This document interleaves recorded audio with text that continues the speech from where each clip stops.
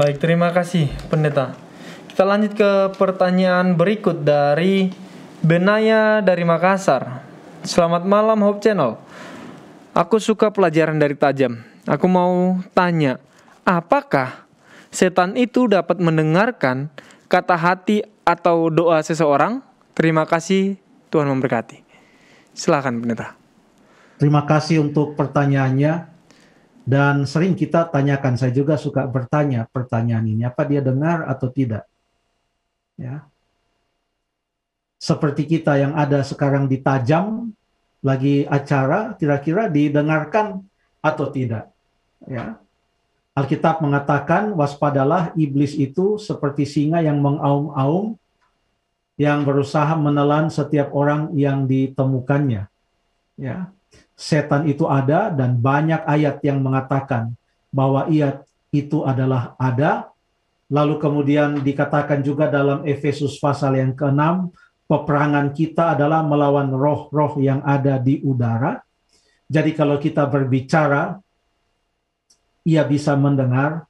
Tapi pertanyaan ini adalah, apakah kalau kita tidak berbicara dan hanya berkata-kata dalam hati kita saja, apakah kira-kira setan bisa mendengarkan atau tidak?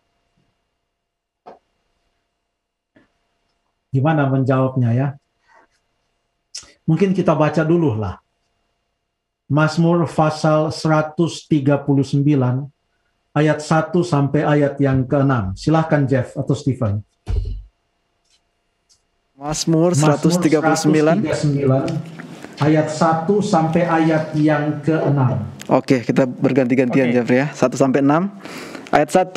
Untuk pemimpin biduan Mazmur Daud. Tuhan, Engkau menyelidiki dan mengenal hatiku. Engkau mengetahui kalau aku duduk atau berdiri. Engkau mengerti pikiranku dari jauh. Engkau memeriksa aku kalau aku berjalan dan berbaring. Segala jalanku Kau maklumi. Sebab sebelum lidahku mengeluarkan perkataan, sesungguhnya semuanya telah Kau ketahui ya Tuhan. Dari belakang dan dari depan Engkau mengurung aku, dan Engkau menaruh tanganmu ke atasku. Terlalu ajaib bagiku pengetahuan itu, terlalu tinggi, tidak sanggup aku mencapainya. Demikian pendeta. Terima kasih.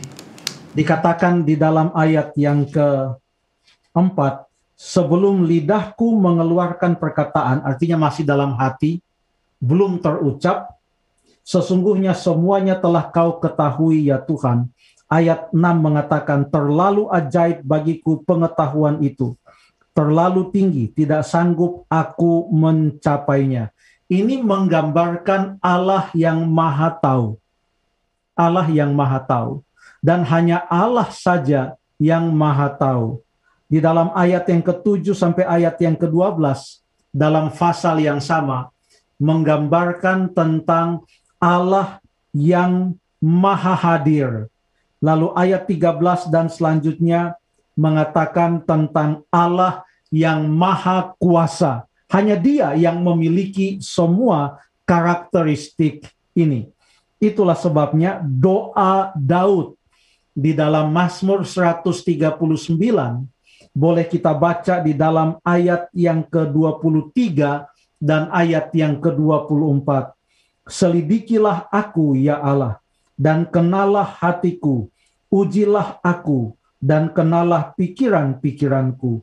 Lihatlah, apakah jalanku serong, dan tuntunlah aku di jalan yang kekal. Hanya Dia yang mengenal hati.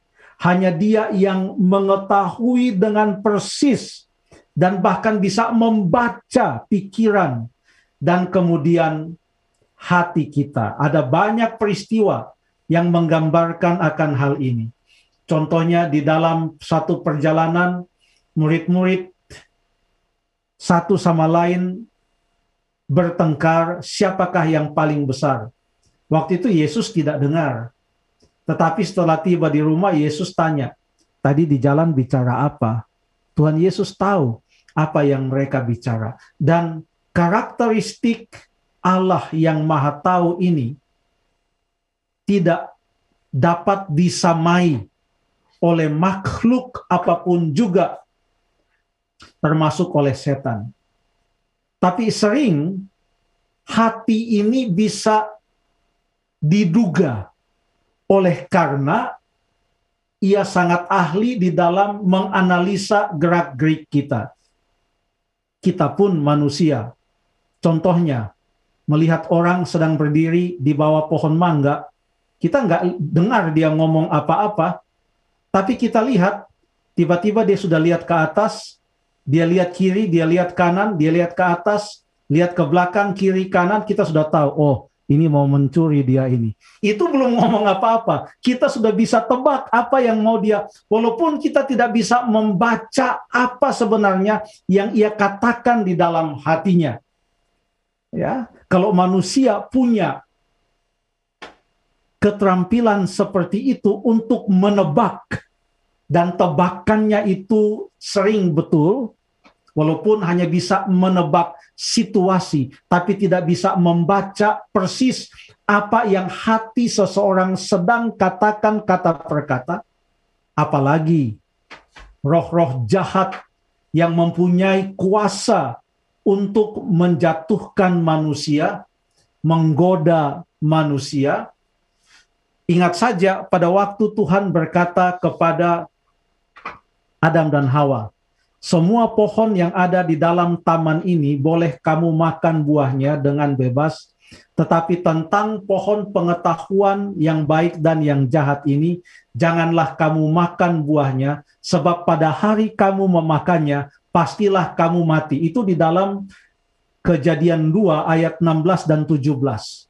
Lalu waktu ular itu, setan yang datang di dalam ular itu, kemudian berkata-kata kepada Hawa, ia katakan, tentunya Tuhan Allah katakan semua pohon dalam taman ini tidak boleh kamu makan buahnya. Kenapa dia bisa putar begitu? Karena dia tahu apa yang Tuhan Allah katakan.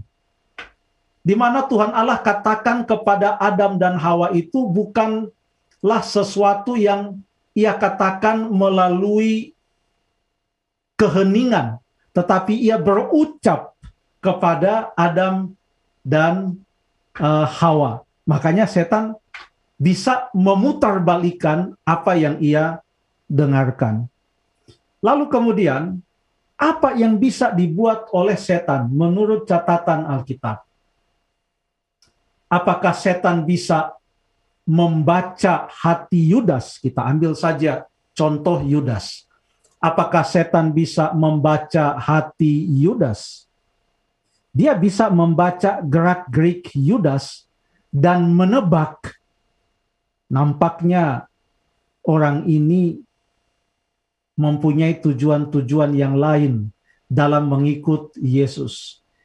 Dia melihat pada waktu Yudas datang kepada imam-imam kepala dan orang Farisi untuk menjual Yesus, dan dia mengetahui apa yang Yudas katakan.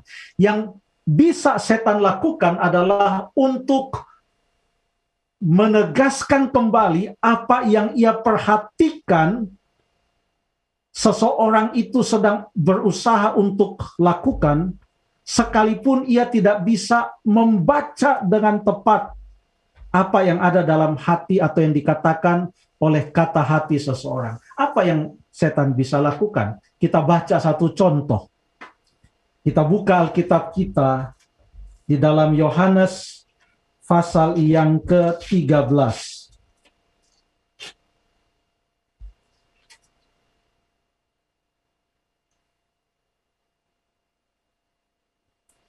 Yohanes pasal yang ke-13 ayat yang ke-2.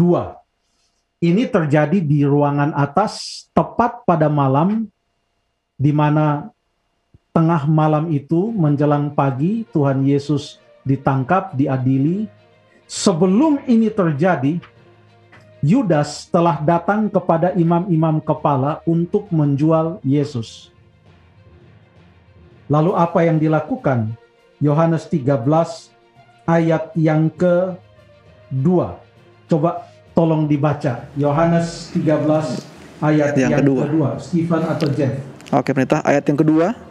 Mereka sedang makan bersama, dan iblis telah membisikkan rencana dalam hati Yudas Iskariot anak Simon untuk mengkhianati dia. Iblis telah membisikkan rencana. Jadi yang bisa dia lakukan adalah mengusulkan rencana, membisikkan sesuatu, menempatkan suatu gagasan jahat dalam hati manusia. Kalaupun nampaknya ia mengetahui apa yang direncanakan seseorang, itu bukan karena dia maha tahu seperti Allah, seperti yang digambarkan tadi di dalam Mazmur 139 ayat 1 sampai ayat yang ke-6. Itu hanya karena tebakannya betul, tapi ia tidak maha tahu seperti Allah. Terima kasih.